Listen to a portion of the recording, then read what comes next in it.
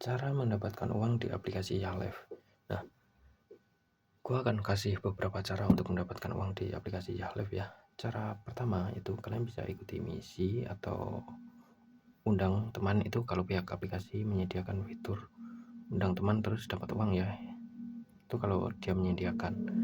Cara pertama. Cara kedua itu kalian live streaming. Kalian bisa live di sini guys. Di sini kalian bisa live. Nah, tinggal live aja, go live. Nanti kalau kalian beruntung kalian dapat gift, dari gift tersebut kalian bisa tukarkan ke uang ya, paham ya.